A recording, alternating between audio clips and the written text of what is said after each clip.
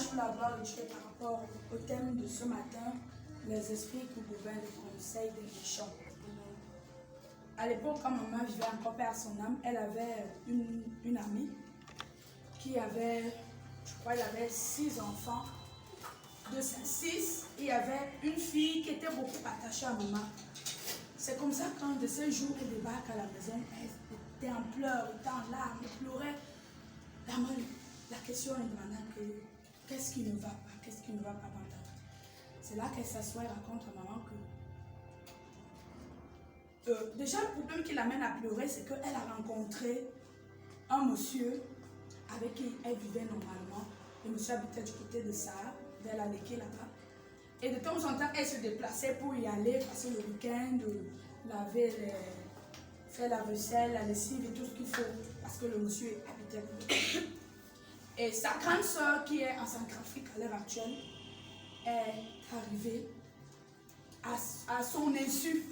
Déjà, elle était d'abord arrivée, elle a fait les présentations à sa grande soeur. Elle dit à sa grande soeur comme ici, mon fiancé, il souhaite m'épouser. Sa grande soeur dit, oh ok, c'est bien. Lui-même, félicitations, tu as bien fait le choix, le monsieur est vraiment présentable et tout et tout. Sa grande soeur rentre en Centrafrique. À sa grande surprise, sa grande soeur revient au Cameroun à son insu et elle va directement à Sarah chez son fiancé. Elle passe la nuit là-bas et pendant qu'elle est là-bas, elle demande au fiancé de sa soeur de ne pas informer sa soeur qu'elle est au Cameroun. Ils ont terminé ce qu'ils avaient à faire là-bas. C'est comme ça qu'elle revient maintenant à Monatélé parce que la famille réside à Monatélé. Elle décide donc maintenant d'aller rendre visite à son fiancé le week-end qui suivait. Elle arrive là-bas, ils sont en train de causer, Par inadvertance, le fiancé lâche le mot. Il dit que bon, ta grande soeur était ici. Elle disait qu'elle vient me rendre visite. Elle dit, ma grande soeur, elle en Centrafrique, comment tu dis qu'elle était ici? Je te dis que ta grande soeur était ici, on a passé le week-end ensemble. Elle dit, tu as passé le week-end avec ma grande soeur ici? Non, ce n'est pas ce que tu crois. J'ai dormi au salon, elle a dormi là à la chambre du corps. Je ne t'ai pas demandé les détails. Seulement parce que je suis surprise que ma grande soeur ait quitté la Centrafrique. Elle est venue au Cameroun. Ni la maman, ni moi, nous sommes au courant. Et elle est venue directement ici. Et vous avez passé le week-end ensemble. Elle a compris que ce qui devait se passer, c'était passé. Donc, elle commence à raconter ça à la maman en pleurant que ce n'est pas la première fois que ses sœurs font cela à son endroit. Elle était vraiment, pour le Dieu, elle est une très belle fille. Elle est, je peux dire, accueillante, souriante, vraiment très gentille. Et de toute la maison, elle est vraiment celle qui est d'une beauté exceptionnelle, pour dire vrai. Et de toute sa vie, elle est celle qui n'a pas une stabilité sentimentale. C'est-à-dire, dès qu'elle a quelqu'un, du moment où sa famille connaît la personne, l'une de ses soeurs arrive et pose l'acte pour les séparer. Elle a commencé à pleurer. Pour dire, comme le bishop détaillait tout à l'heure, que la jalousie peut s'implanter entre des soeurs pour s'entretuer. Ce fut le cas de cette famille.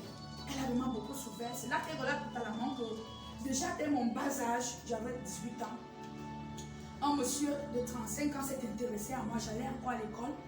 Ce monsieur a commencé à me donner de l'argent. Et étant donné que j'étais jeune, j'avais peur de la réaction de maman. Ma grande soeur a été au courant de ça. Ce monsieur payait parfois mes cahiers, j'étais obligée de mentir à maman que j'ai peut-être vendu de l'eau pour acheter ses cahiers, mais c'est lui qui achetait.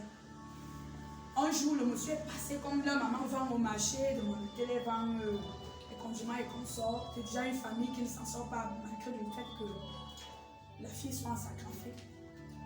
Le monsieur est donc venu un jour au marché pour la chercher. Il ne l'a pas trouvée, elle a trouvé plutôt sa grande soeur. Il a pris le colis des cahiers qu'il avait préparé pour la rentrée.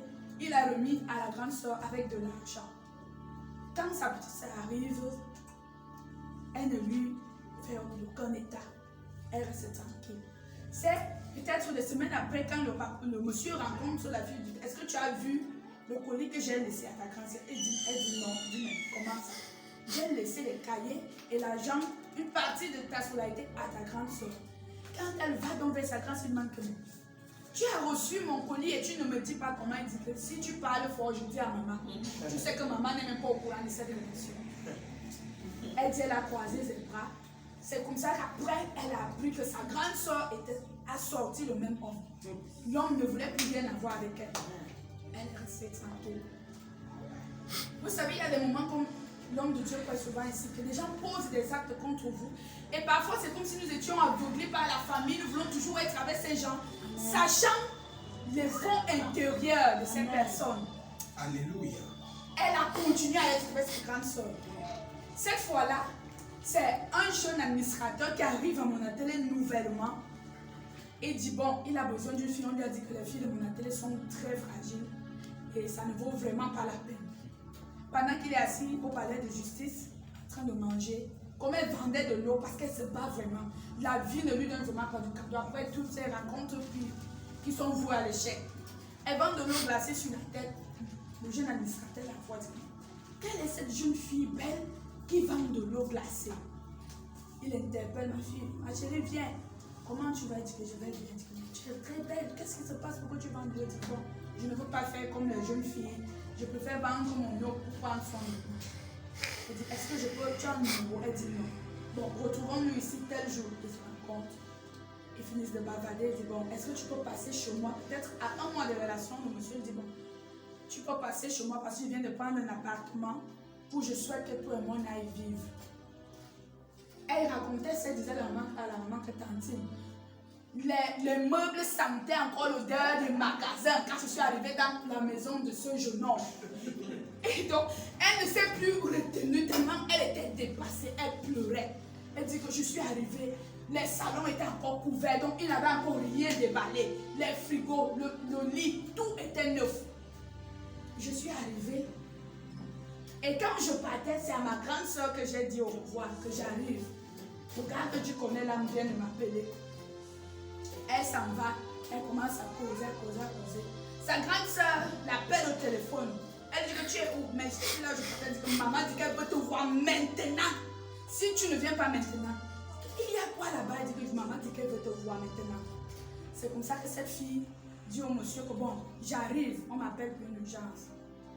Le monsieur dit que mais laisse l'enfant parce qu'elle a une petite fille, laisse l'enfant, si tu vas pour quelques minutes, tu n'as pas besoin d'amener l'enfant parce que le monsieur était même bien prêt à reconnaître l'enfant. Elle dit que non, comment je laisse l'enfant? Je dis que je reviens. C'est comme ça qu'elle s'en va. Elle arrive à la maison et lui dit que maman ne t'appelait pas. Je voulais seulement que tu rentres. C'est comme ça qu'elle n'est plus repartie. Et le monsieur là a eu la confirmation de ce qu'on lui disait des filles de la localité. Il a attendu toute la journée, rien. Le soir, rien. Même m'appeler, il n'a pas appelé. C'est comme ça que sa grande soeur passe par derrière. Elle fait un rencard avec le monsieur pour lui dire que ma soeur que tu vois là, comme tu vois la beauté là, il y a la malédiction derrière la beauté que tu vois là. Elle a vécu avec elle, ça n'a pas donné. Elle a vécu avec elle, ça n'a pas donné. Elle a étalé la vie de sa petite soeur. Vous savez, quand une information vous vient de la famille, il est difficile de ne pas croire. Amen. Amen. Le monsieur s'est cassé, dit mais c'est pas possible. Et elle m'a dit que ta mère dit que non, maman ne l'appelait pas, c'est qu'elle t'a abandonné, c'est comme ça qu'elle fait. Dès qu'elle sait que tu es sérieux, là, elle fuit parce qu'elle ne peut pas aller en mariage. Et il avait la confirmation parce qu'exactement, elle ne lui a pas dit le motif de son départ. Elle seulement dit que j'arrive. Ils ont fini de bavarder. Peut-être que le lendemain, quand la fille repart, donc là-bas pour aller lui dire, bon, en fait, comme tu vois là, on m'a même dit, non, tu ne peux plus entrer ici. Ta grande soeur m'a tout expliqué. Ta grande soeur était ici, elle m'a tout dit. Au bout de Dieu, elle a craqué. Elle pleurait. La maman était dépassée, elle arrivait se mettre, qu'est-ce que je peux faire devant une telle situation? Le monsieur a dit, non, moi je voulais une femme sérieuse pour l'épouser. Si déjà tu ne peux pas me dire la vérité au début, vraiment je souhaite que mieux on mette fin à notre relation. Au plus de l'heure où je vous parle, cette jeune fille dans sa beauté vit avec un monsieur qui à l'époque faisait du sable. Il était en train d'extraire le sable à sa main. Un monsieur qui la bastonne. Un moment, le bishop a vécu le film de leur bagarre un jour. Elle est sortie de la maison, elle courait. Parce qu'elle n'en pouvait plus de la bastonnade. Jusqu'à ce qu'on lui a dit que ma soeur, pardon, libère-toi de cet homme. Après cela, elle s'est rendue avec un monsieur qui fait les chants à Evodoula. la part qu'elle se bat. Parce que toutes les opportunités que le Seigneur a devant elle, le diable a utilisé sa propre sœur pour détruire cela. Et même là où elle se retrouve en ce moment, vous arrivez là-bas, ce n'est que des larmes que vous allez couler. Donc je voulais par ce témoignage attirer l'attention. Parce que ce dont le bishop vient de parler ce matin, c'est une réalité qui est concrète par cette histoire que je viens de vous raconter, qui est 100% vraie. Déjà, la haine s'est implantée dans le cœur de cette femme. Cette fille envers sa petite soeur, parce que déjà, le potentiel qu'elle avait, les atouts qu'elle avait, ça dépassait, c'était largement au-dessus d'elle. Alors, elle a tout fait pour détruire sa petite soeur. Dès que la haine est entrée, la jalousie est entrée, et le reste s'en est suivi. Elle a complètement détruit la vie de sa petite soeur. Et comme Dieu, pour essayer de la punir, elle s'est retrouvée en union avec un monsieur qui faisait dans la mécanique, un mécanicien. C'est comme ça que ce matin, on a assassiné ce monsieur dans son garage. On l'a prise, on l'a balancée en prison. Elle a peut-être fait 1 an en prison. Du fait qu'on disait que les assassins de son mari, les assassins ont eu à passer des appels, échanger des appels avec l'épouse de l'homme. Donc du moment où il est assassiné, ça veut dire que l'assassin doit avoir une relation intime avec la femme. Donc à un moment, je me suis dit que peut-être c'était pour lui faire payer un peu ce qu'elle a fait subir à sa petite soeur. Elle a passé 1 an en prison. Elle est ressortie, mais je vous dis que ces 1 an ne valent pas toutes ces opportunités qu'elle a gâchées, qui étaient de nature à susciter vraiment la joie dans leur famille. Et lorsqu'elle a même vu sa grande sœur qui est en Centrafrique, pour lui demander comment tu vas chez mon copain, tu ne me dis pas. Elle a refuté, elle a dit qu'elle n'est jamais allée. Ça, c'est comme ça que cette relation a été vraiment vouée à l'échec. Donc, pour que je vous attire véritablement votre attention pour dire que quand l'ennemi fait des conseils contre nous, quand le méchant fait des conseils contre nous, ce n'est pas pour s'amuser, c'est pour frapper là où ça va faire véritablement mal. Et si nous ne sommes pas prudents, à un moment je me suis dit, si cette fille avait pris du recul envers sa soeur, pour cacher certaines informations de sa vie, elle ne serait pas en train de souffrir là où elle souffre à l'heure actuelle. Donc je voulais partager cette histoire avec vous pour attirer l'attention des uns et des autres, attirer l'attention des jeunes filles, surtout qui ne vont pas fermer leur bouche devant certaines connexions de leur vie. Apprenons, nous avons tellement d'histoires à nous raconter entre copines. Ce qui est essentiel et important, tâchons véritablement de mettre du mort sur nos lèvres. Que le Seigneur nous bénisse. Amen. Il y a certaines informations que vous ne devez jamais mettre à la disposition d'un certain type de personnes. Amen. Je reprends. Quand Dieu entame certains chantiers de vos vies, il y a certaines informations que vous ne devez jamais mettre à la disposition d'une certaine catégorie de personnes. Amen.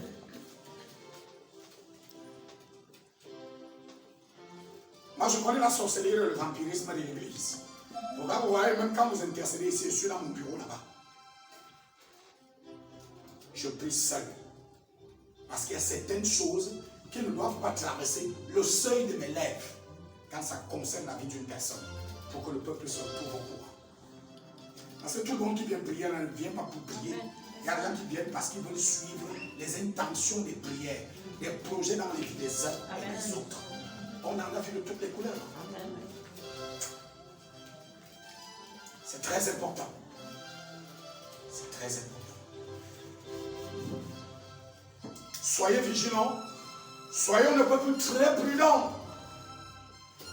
Quand Satan tient son conseil,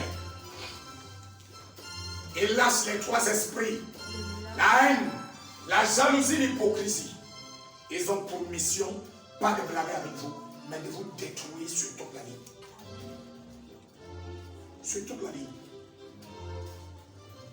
Vous allez voir dans certaines familles à l'heure où nous parlons, Même quand il est question de la vie des jeunes femmes, ils ne descendent plus au village. Amen. Ils tiennent la réunion à Yaoundé. Oui. Ils mangent la dot à Yaoundé. Vous apprenez seulement que le mariage est à la mairie. Amen. Pourquoi? Parce qu'ils ont réalisé que l'abomination de la méchanceté de l'homme Amen. est telle qu'il faut prendre des gants, il faut mettre sur pied des mesures de prudence et de vigilance. Alléluia. Amen. Il y a des gens qui vont t'accoster, pas par amour, parce que ce qui les intéresse, c'est de grappiller certaines informations de ta vie. Amen. Ou aller s'asseoir et commencer à te détruire. Amen. Soyez vigilants et prudents. Soyez vigilants et prudents. Amen. C'est très important. Il y en a d'autres qui vont te dire, moi-même ta copine, tu ne me dis pas des choses. Tout le monde devient fragile devant ce genre de langage. Mais en réalité, c'est pour grappiller les informations afin de vous détruire. Soyons un peu plus vigilants et prudents. Vigilants et prudents. Béni soit le nom de l'Éternel.